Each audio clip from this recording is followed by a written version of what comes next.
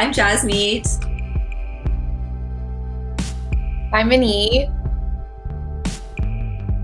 And we are best friends. And I think that's something that we always leave out in our bios. We're both the co-founders of SOCH. We're registered nurses, but we've been best friends since we were 13. That's when we met in grade 8. We may not all necessarily have a mental illness, but we all have mental health. It's on a spectrum. Both of our dads have struggled with their own mental health challenges, and I guess that's kind of like a common ground that we found. I actually remember so many times she'd call me and be like, I'm crying right now, or message me. I'd get the typical message, I just cried, or I'm crying, and I would just call, or vice versa. As we know, mental health, back then, no one even spoke about it. It was just hush hush. No one knew what to do.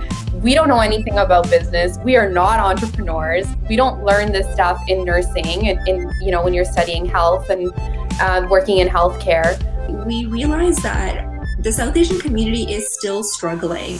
The challenges that Maneet and I faced several decades ago when we were younger, they were still persistent when we became nurses, and we're working in Brampton, the place that we were born and raised. And the South Asian families that we're working with, they are connected to services, but they still didn't know what was going on. They didn't know how to get help, how to talk to their families about it. There was this huge disconnect.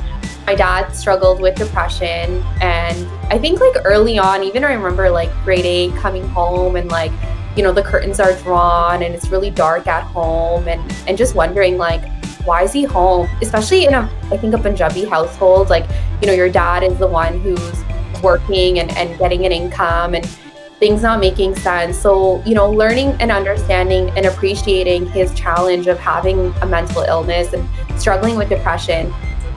Yeah, because people literally don't know what the heck to do, right?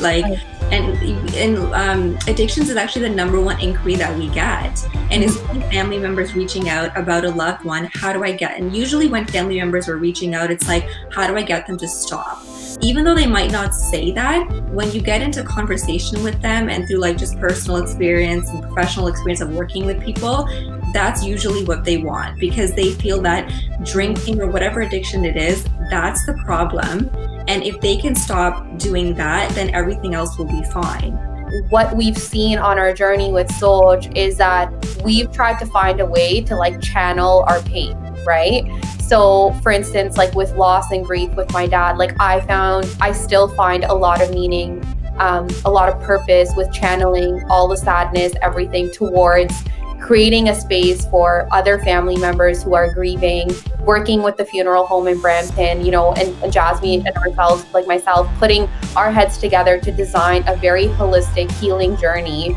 We do a lot of workshops and conversations, and I like to say that rather than presentations, because Jasmine and myself, I think it kind of takes us back to school where you have a lecture, and I don't know, we really find that community learning, storytelling, bringing people in together is so powerful and so impactful, and that we want to create spaces where people can learn from one another.